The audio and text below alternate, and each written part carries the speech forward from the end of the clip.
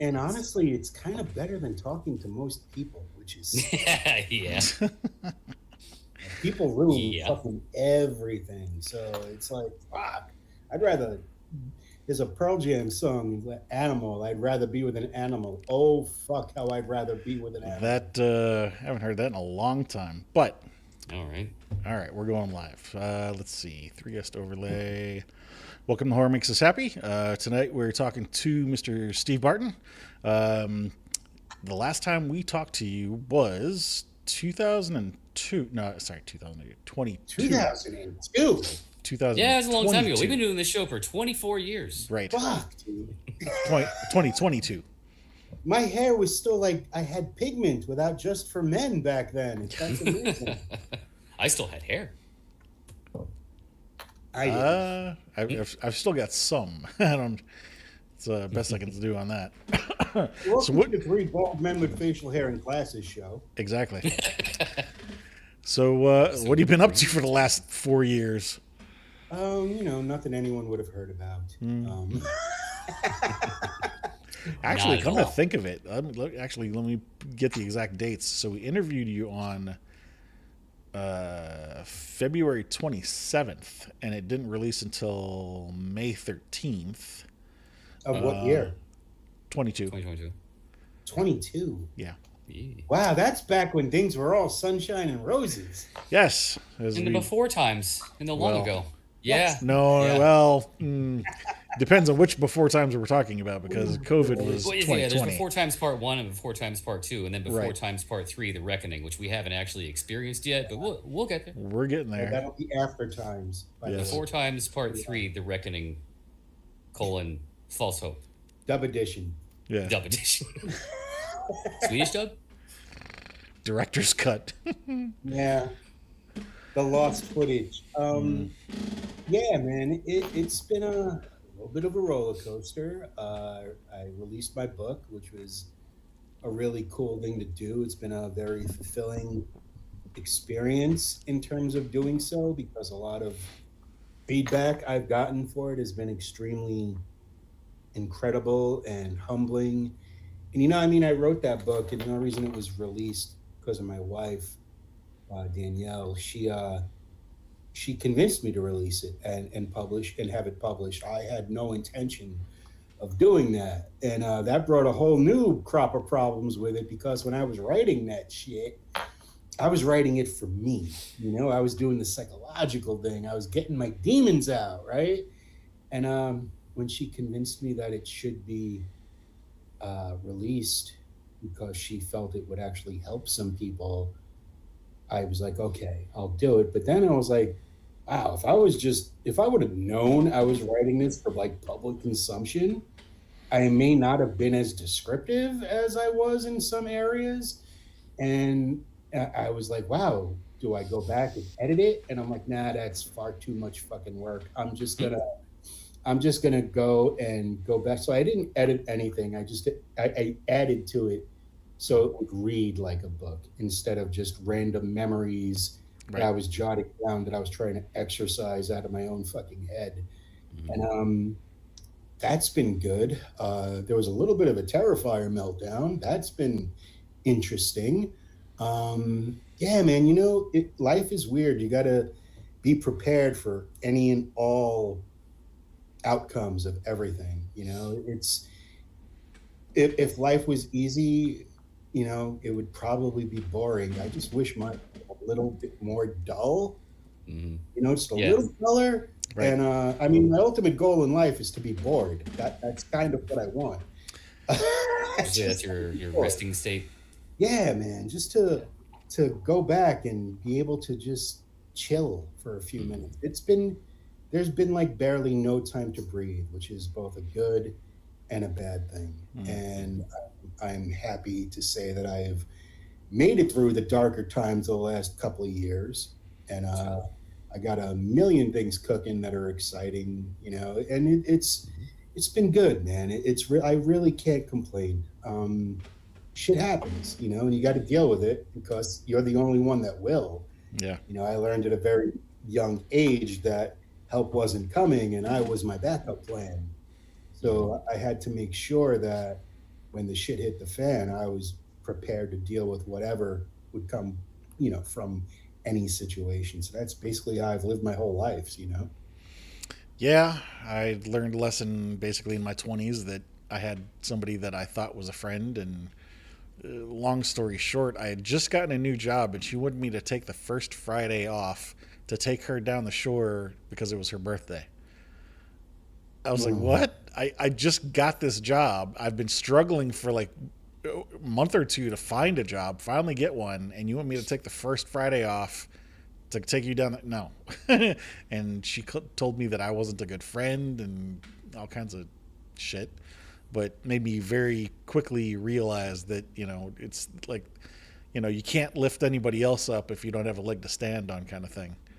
So No, no, you Secure your got, own oxygen mask first. yes. a lot of people, the world is in like this weird state of chaos right now. Right now? No, really? I swear to God, dude. I don't know if you've been watching the news, but but No, I'm under this rock. It's comfortable. It's nice and cool. I'm let me good. know if you have room because I'd love to be there. Right.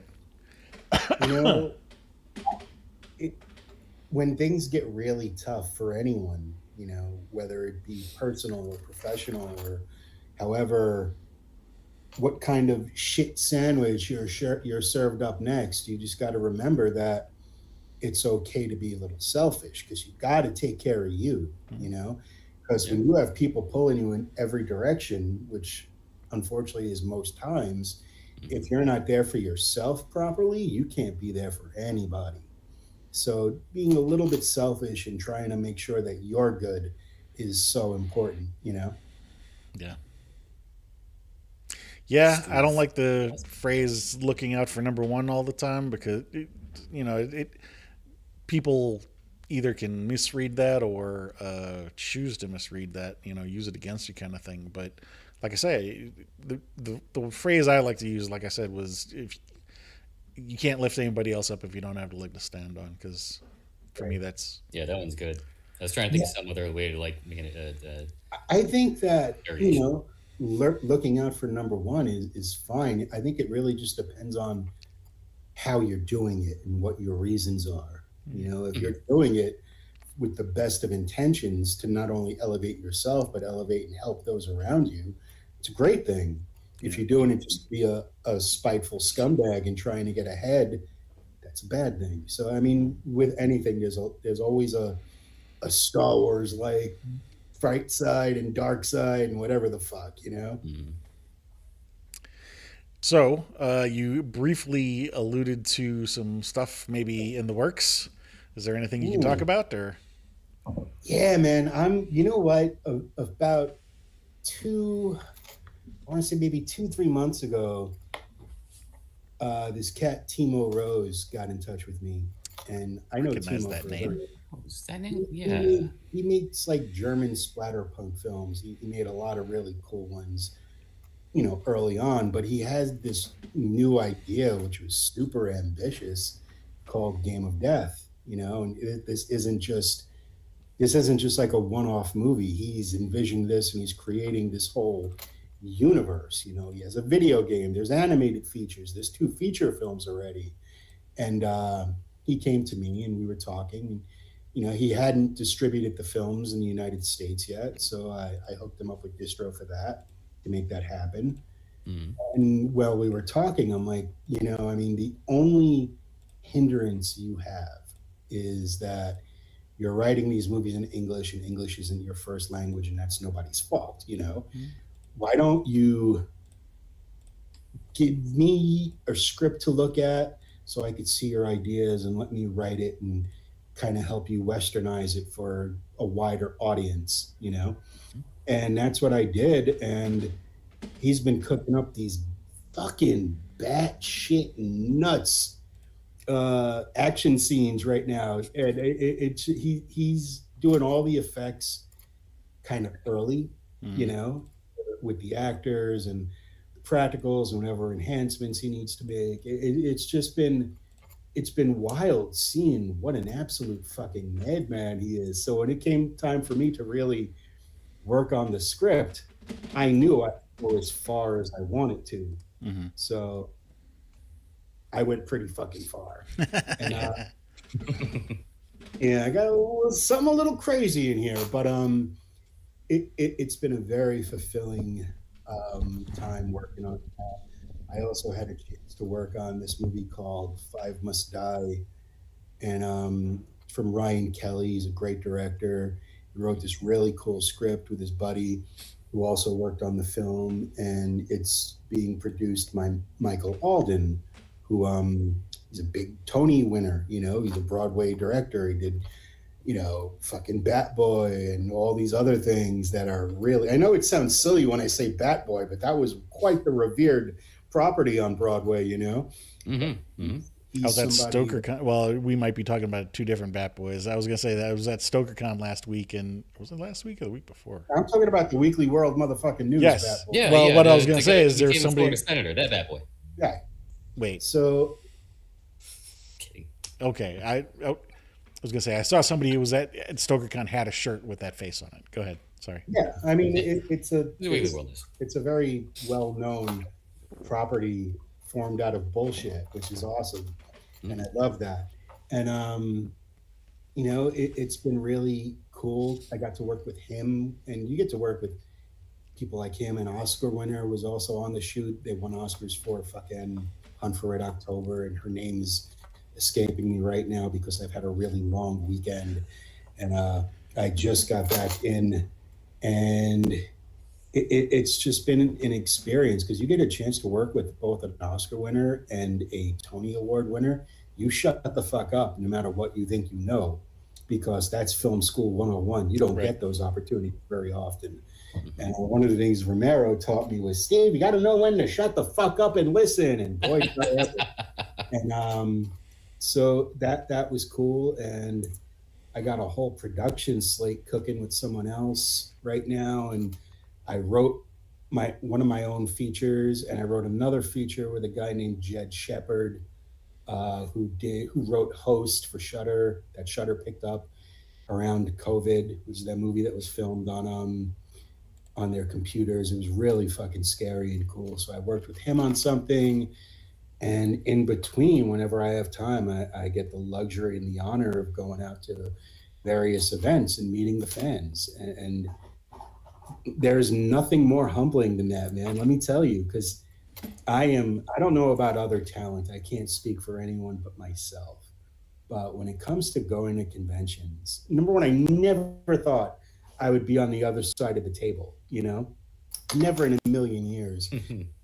Still, there's imposter syndrome that creeps in, and like, do I really deserve to be doing this? You know, I mean, have I earned the right to do this? And I that answer still kind of eludes me sometimes. But when I'm there, it's like, I'm on fire, man. I make sure everyone who comes by my table has a great time and leaves with a smile, because I think that's my way of beginning to give back to people and show them that they're appreciated, because without the fans, without people like you guys doing shows like this, we don't have careers. We don't have jobs, you know? And I think it's very important to acknowledge that and be humbled by that. And if you're there to make sure somebody, for any reason, who's excited to see you, you give them the best experience possible, right? You know? And that's what you do. And now it's like I started doing locally, and now people are booking me in other states, and that's exciting. And it's just been a really cool ride. And it looked dark for a while there. I ain't gonna lie, man. I'm still in my motherfucking pain cave, but at least I could see like the glints of light at one end of it, you know? So yeah, man, it's been a ride, and it's been very odd, and it's been very humbling in the best way possible. Because, you know, when you go to these shows, you don't know how people are going to react, man. And my whole career, I've been involved in the horror industry in one way or another for 30 years, right? And the majority of that time is spent only hearing from people when I fucked up something, you know? So when you go to these shows and you realize that people were paying attention, you know, not only to the shit you fucked up, but for the shit you get right. And people were just bringing me stuff to sign that I didn't even remember I worked on, you know? I was like, holy shit, you know? I've done so much that it all kind of blurs together sometimes, except for like the extreme highlights. But everything is a highlight, I should say. Every experience I've ever had has been incredible, including ones that turned sour that I'm still very grateful that I had the chance to prove what I could do on, you know? What's been your favorite thing in the sign that you got? You know, I think it would have to be the picture of me in makeup in George's Survival of the Dead. Yeah. And not just because, it's a really cool picture and I made a pretty bitchin' zombie, but because, you know, at that point I had known George for like 9 years, and I don't know what he saw in me that made him want to hang out with me or teach me or whatever the fuck, whatever strange osmosis was going on that I was totally not prepared or privy to. It was the glasses. It probably It was the glasses. It was the glasses.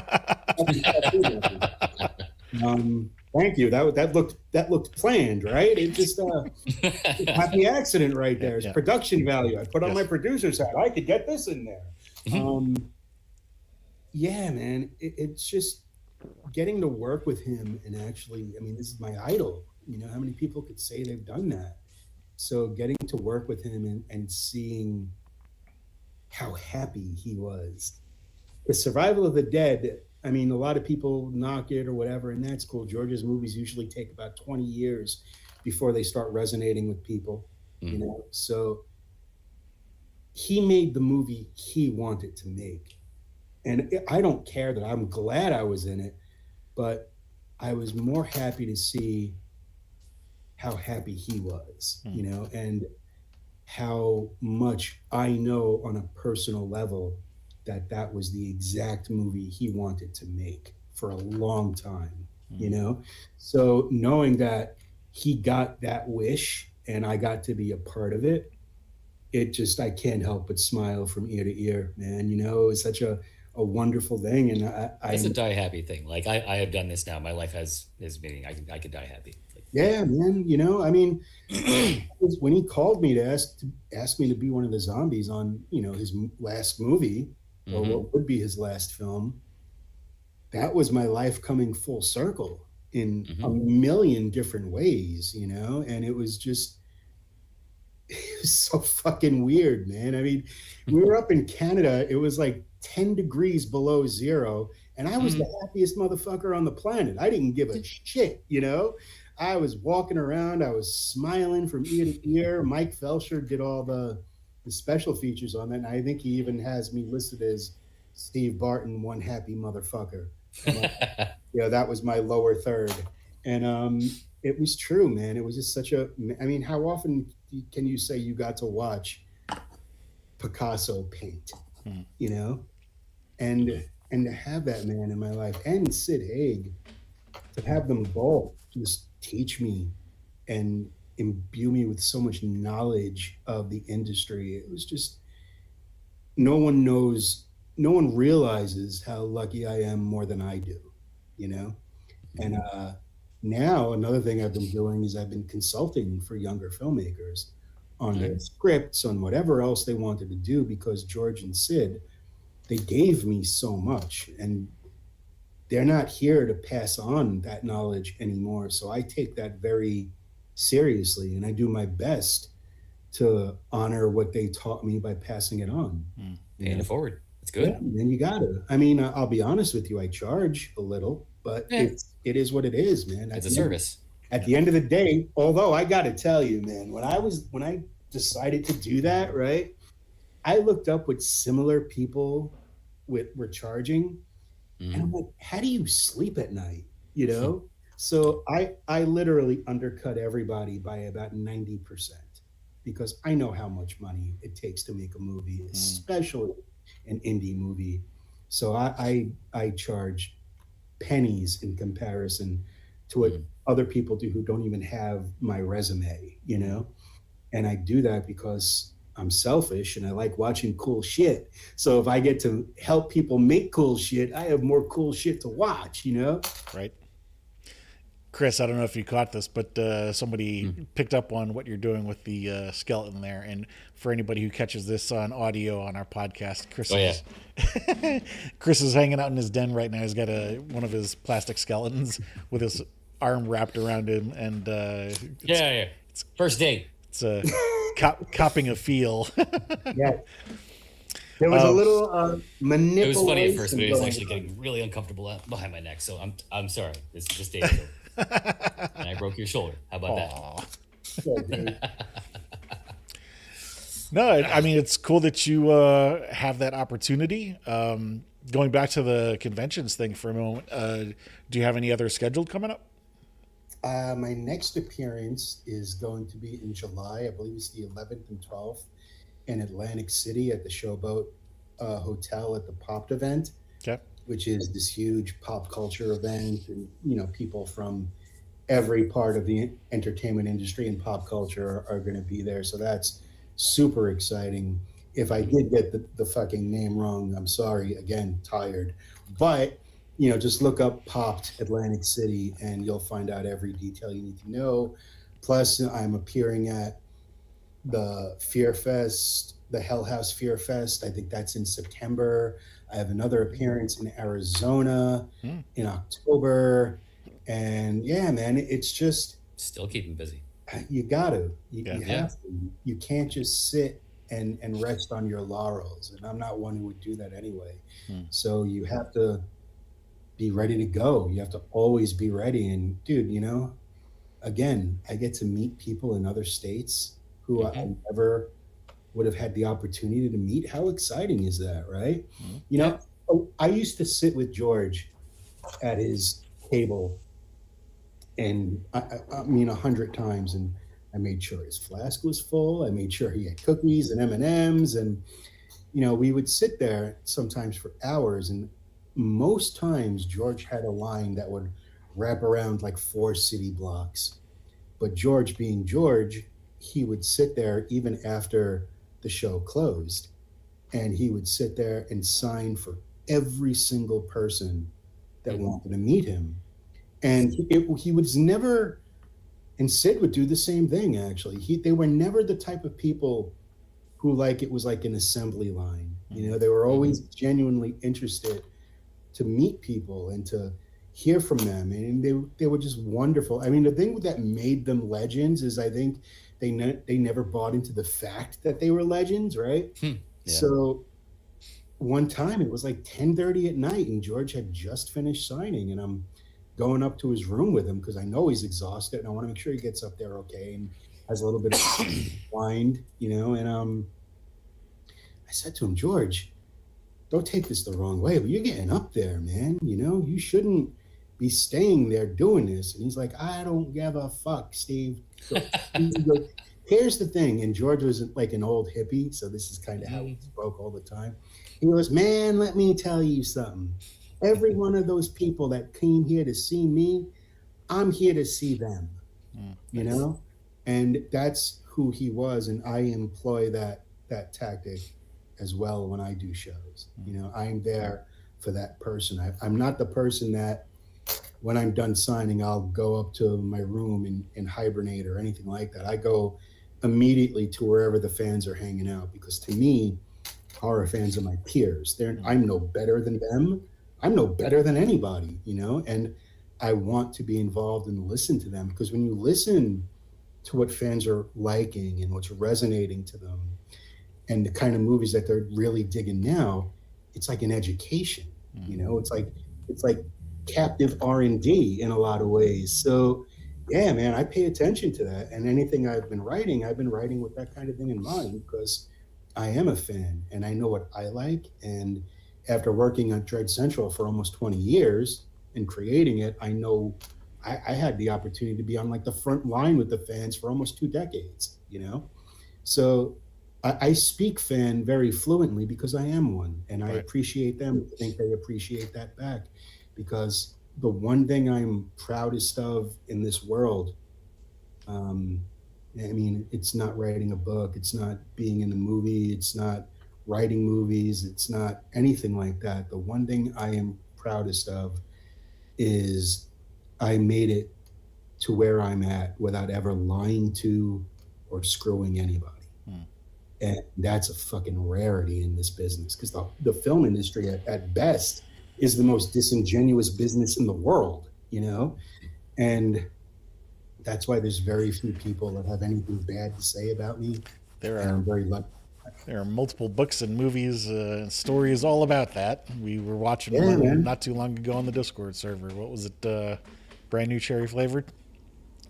Oh yeah, yeah. Brand new cherry flavor definitely does a good job of portraying the evils Sleaziness. of Hollywood.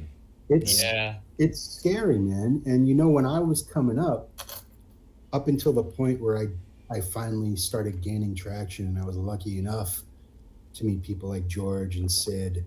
When I was coming up, I had nobody helping me. You know, I had every conceivable door in the world shut in my face, and I mean, the first few years of Dread Central, I was working at GameStop slinging video games. Hmm. You know, and I would work. I would get up at 4 a.m. and update Dread Central, and I would go to work, and I'd come back about 3, and I'd get right back on the computer and update Dread Central, and I would stop, eat, and then I would update Dread Central, and I'd go to bed probably about 1 a.m. and wake up at 4 again, and I did that for 8 years. You know, It's a simple cycle, at least. You know, it's easy to keep track of. well, yeah. Well, the one thing, my partner at the time, she always knew where I was, so Yeah. I mean that was good, right? Yeah. And but it was very hard, man, and it was a lot of time and a lot of dedication. I'm so proud that I got to have that type of education, to really know and experience what it takes to move forward, you know. And that's what my book is about. I mean, yeah, it's an autobiography, but it's all about moving forward when shit gets you, and shit will get you, you know. And you gotta understand how to deal with it. I think the best compliment I ever got on that book came from Michael Felsher.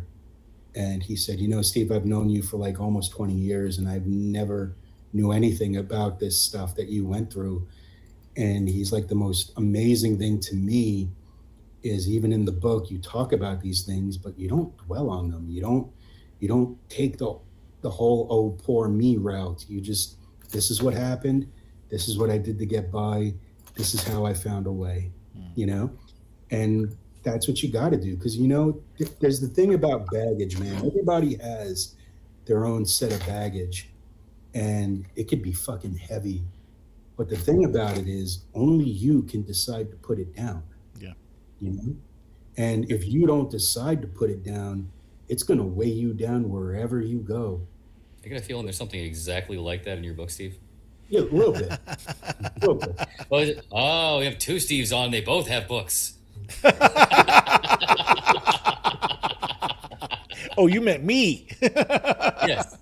I'm sure Becker's is better. Different.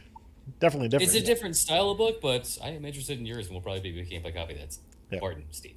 Yes. Yeah, man. It's on Audible. It's on Amazon. I like the Audible version just because, in typical me fashion, I was able to put supplemental material on it. Okay. You know, so that's pretty cool. And people don't like reading anymore, but No, I they mean, don't. for me, No. I really like having a book. It's a tactile experience. Me you know? too, but there is some truth to the fact that ain't nobody got time for that. Yeah, You have to just listen to it on your way to work in the car or on a especially run. nowadays. I don't read the book. I don't narrate it because I wrote it to close those doors. So I ain't opening them up again. I listen to it. It's Yeah, great. you've already let it out, so just Yeah, man. I mean, the Absolutely. guy who reads it is a guy named Tom Jordan, and he does an incredible job with it. I mean, someone said it reminded them of it was like the Wonder Years on methamphetamine, which is cool, Okay. right? So hey, you know, That's a blurb right there. You put that on the inlet cover of the. Yeah, man, Right? I'd love to, but but yeah, it's. I'm just happy that I had an opportunity to do that, because I was at a show one time. I wasn't appearing at it. I just show up to go through the vendor's room and see what stuff I could spend money that I don't have on for stuff that I don't need, Right. as we all do. And I was walking through with my wife, and this guy, yeah, 2 bags with him. having the time of his life, obviously, and he stops like dead in his tracks when he sees me. And he's like, I know you. And I just said to you before, my usual answer is, oh, dude, I'm a bald guy with facial hair. There's 100 of me here. Yeah. He goes, no, no, no, I know you. What's your name? And I'm like, I'm Steve Barton. And he just drops everything he had and he hugs me. I mean, really hugs me. And I'm a hugger, so that don't bother me. And I hugged him back and I'm like, what's up, man? And, he said to me that he was reading my book, or the part of my book, when I was talking about my dad's death while he was dying. Mm. His own dad was dying. Mm. And he said that my book really helped him get through that in the best possible ways. And you know what? I don't need an award. I don't need a bestseller. I don't need any of that. That right there is the reason I wrote that book and put it out there. I mean, to me, I've already won in a million ways. So I was very happy about that. Yeah, that's one of the best compliments you can ever receive. It's powerful. I believe, because when someone tells you that they were going through a struggle in their life and a story that you've written, or just anything that you've created, help them get through it. That's accomplishment. Yeah, I felt very good after that. I wish I could. I was so caught off guard by the whole moment of it all that I don't even remember the cat's name. I was so overwhelmed by what he said, and he was tearing up and I got a little teary, and it was an amazing moment. It was a very human moment. It was the kind of moment we all strive for, and it doesn't matter anything else. To me, that was winning the biggest award I'll ever get, is to know that I helped a complete stranger with just my words. Good. We'll have to get a copy of it and put it on our DVD and book giveaway list. Actually, this would be a good spot to do a little self promo and let everybody know that. So we're doing it's a combination of things. So you know how it is with social media. You can get booted off at any time for any reason, and there's nobody you can talk to appeal, kind of thing. And also it's difficult because if you're in the horror community, like we've had Instagram things that we posted on Instagram and TikTok. I think we're shadow banned on TikTok because we had something that had fake blood in it, like crap like that. And so I got the idea from a different convention I went to, and a panel I was attending that said, start a mailing list, because, that's really the only thing that you can own to keep a connection with the people who are in your community. God forbid something should happen, at least you got the mailing list to get back in touch with people and say, okay, here's where we're going to be, come here. So we wanted to start the mailing list, and then as a promotional giveaway to entice people to sign up, we're doing book and DVD giveaways. And Nice. I just came back from StokerCon with like 20 more books. We're up to like 34 books on the list. We've already given away, I think, like 3 or 4, a bunch of DVDs. If anybody does want to sign up for that, you just go to horrormakesushappy.com. There's a link right on the front page that says sign up for our mailing list. Man, I wish I had one. I would donate one of mine. I don't have any of them anymore. We don't mind supporting our friends and artists, so I don't mind purchasing one. While I'm quickly on that topic, anybody who is doing that, definitely do check your spam email folder, though, to check for the confirmation link, because probably about 50% of the people that are trying to sign up for the mailing list have not clicked the confirmation link, so it doesn't finish. Anyway, what was the other thing I wanted? Oh, by the way, Danielle put like 6 of your upcoming events in the chat here. So that's the white picture, man. Yes. If it was up to me, I would just sit in the living room and play PlayStation. She, listen, you got to have a motivator in life. We're a good partnership. Our crazies play well together, and she's been so instrumental in helping me succeed and getting me through the hard times, and I love her to death, and she always ends up doing stuff I'm not even aware she's doing, and I find out later, and I'm like, this is why I love this woman. She's not just my wife, she's my manager, she's my best friend, she's pretty hot. I don't know how I turned talked into fucking marrying that year, but you know, It is good to find someone that you click with. I know Chris and I are still on that road, shall we say? well, I mean, Chris is like kind of abrasive. You saw how quickly Yeah. he pushed the skeleton to the side. He was like, you know, "Fuck doing this," you know, it's just damn. Told you, man. Things got handy. Cross the line. Yes. It happens. Anything coming up that you're looking forward to seeing or reading about? I know Chris has Um, got something he's very much looking forward to. I don't know why. Just ever since I saw the trailer, it's very effective and very intense. So I've just been Which obsessed trailer? with it. Whalefall. Yeah, it looks good. Dead. I'm looking forward. Believe it or not, I'm on a much smaller scope. I'm looking forward to this thing on Apple TV called Widow's Bay.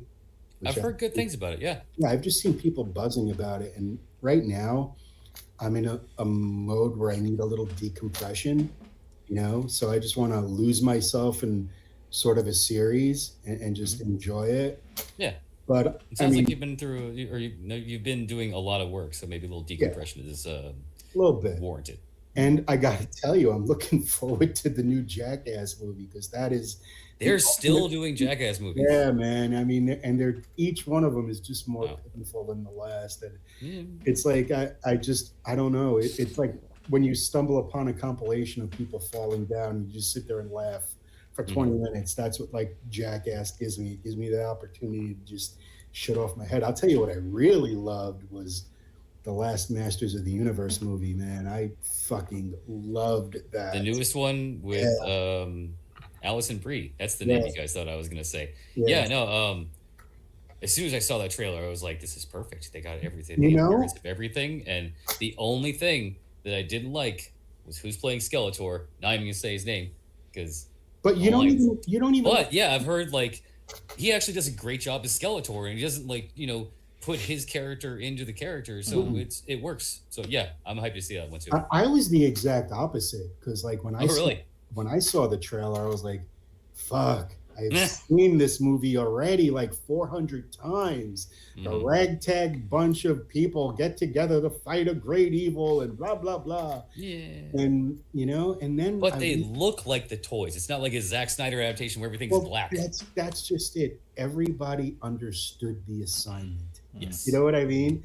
And it's funny. There were times where I felt like I was a kid again. So things like that, things like Mortal Kombat 2, had so much fun with that.